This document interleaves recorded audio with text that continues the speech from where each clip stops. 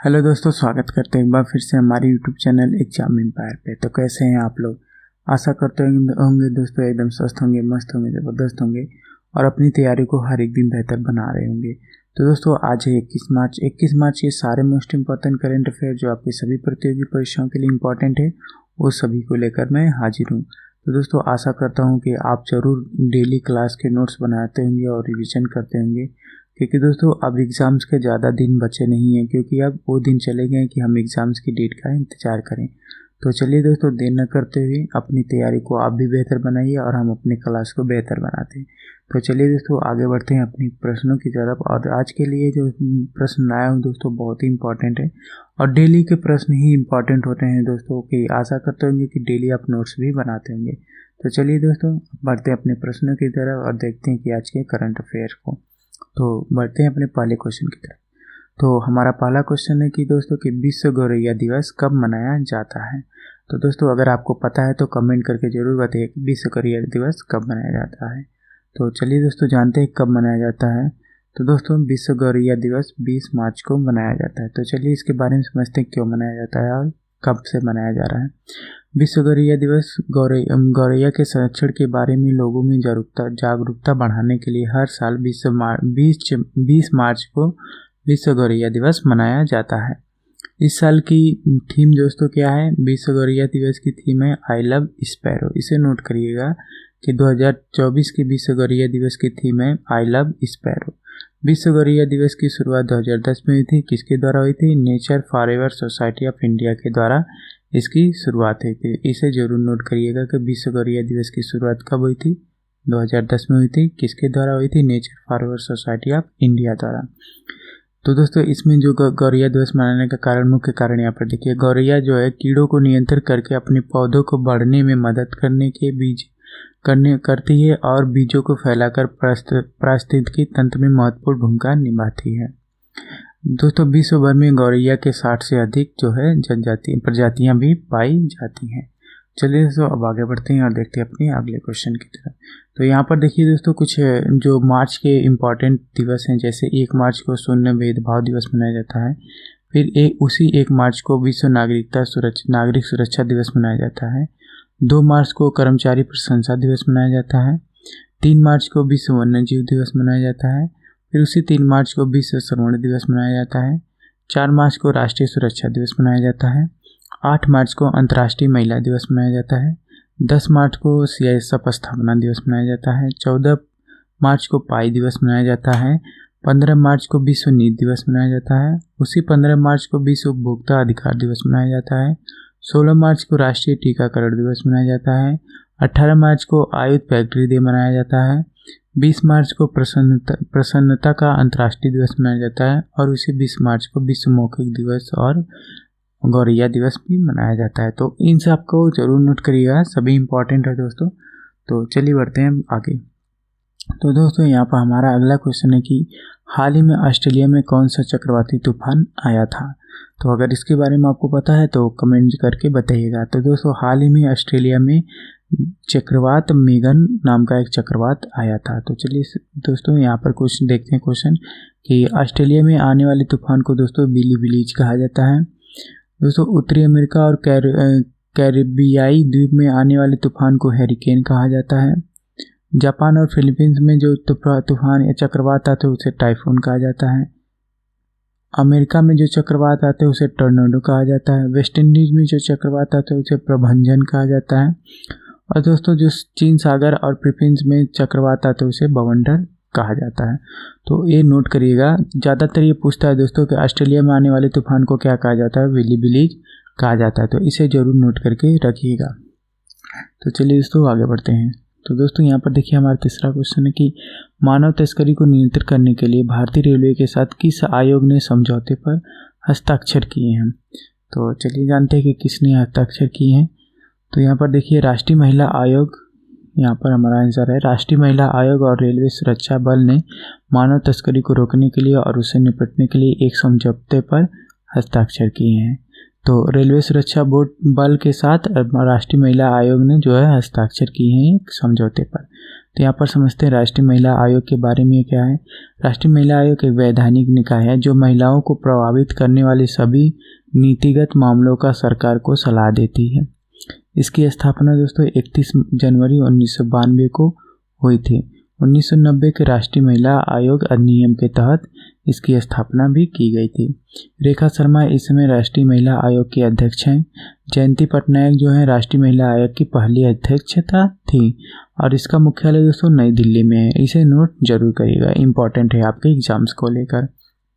तो चलिए आगे बढ़ते हैं। तो यहाँ पर देखिए रेलवे द्वारा चलाए गए कुछ दोस्तों मिशन है, जैसे कि यहाँ पर आप देख सकते हैं कि नन्हे फरिश्ते मिशन है। नन्हे फरिश्ते जो ऑपरेशन है ये क्यों चलाया गया था? अपने परिवार से बिछड़े हुए बच्चों को परिवार से मिलाने के लिए रेलवे ने नन्हे फरिश्ते जो ऑपरेशन चलाया था। ऑपरेशन आहट चलाया था मानव तस्करी को रोकने के लिए। ऑपरेशन जीवन रक्षा उन लोगों की जान बचाने के लिए है जो प्लेटफार्म और रेलवे लाइनों पर अपनी ट्रेनों से कटने के लिए अपनी जान देने जाते हैं, उनको बचाने के लिए जीवन रक्षा चलाई गई थी। मेरी सहेली पहल आरपीएफ ने महिलाओं यात्रियों को सुरक्षा की गारंटी देने के लिए मेरी सहेली पहल चलाई थी। ऑपरेशन उपलब्ध रेलवे सुरक्षा बल की पहल है जिसका उद्देश्य दलालों को संचालन को कम करना और ट्रेन टिकट तक सार्वजनिक पहुंच बढ़ाना। दोस्तों एक ऑप्शन यात्री सुरक्षा है। आरपीएफ रेलवे सुरक्षा बल ट्रेनों में लोगों के खिलाफ अपराधों को रोकने और उनकी पहचान करने के अपने प्रयासों में कानून परिवर्तन का समर्थन करना। ऑपरेशन सुरक्षा है। यहाँ पर देखिए दोस्तों यह यात्री सुरक्षा को बनाए रखने और रेलवे की सुरक्षा को दृढ़ प्रयास में किया गया कार्य है। ऑपरेशन सतर्क है। ऑपरेशन सतर्क के तहत आरपीएफ ने रेलवे में अवैध शराब और तंबाकू सामग्री को पकड़ने के लिए ये सारे ऑपरेशन जो चलाया, जिसमें से दोस्तों ऑपरेशन फरिश्ता, आहट और दोस्तों यात्री सुरक्षा और मेरी सहेली पहल, ये इम्पॉर्टेंट है, इन्हें जरूर नोट करके रखिएगा। तो दोस्तों यहाँ पर देखिए हमारा अगला क्वेश्चन है कि हाल ही में किसको रूस में भारत का राजदूत बनाया गया है? तो इन्हें बनाया गया है। अगर इन्हें आप जानते हैं तो ये हमारा आंसर, इनका नाम अगर जानते तो यही है। तो इनका नाम है दोस्तों विनय कुमार। विनय कुमार को रूस में जो भारत का अगला राजदूत के रूप में नियुक्त किया गया है। ये वर्तमान में म्यांमार में भारत के राजदूत के रूप में कार्यरत हैं। तो दोस्तों ये भारत के जो म्यांमार में जो है विनय कुमार अभी भारत के राजदूत हैं। अब इन्हें बना दिया गया है रूस में भारत का राजदूत।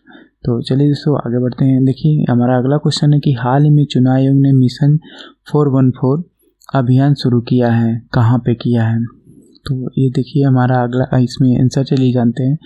चुनाव आयोग ने देखिए यहाँ पर हिमाचल प्रदेश में सब मतदान प्रतिशतता को बढ़ाने के लिए चुनाव आयोग द्वारा मिशन 414 अभियान शुरू किया गया। अभियान का मुख्य उद्देश्य उन 414 मतदान केंद्रों पर अधिकतम मतदान करना जहां पिछले लोकसभा चुनाव में 60% से कम मतदान हुआ था।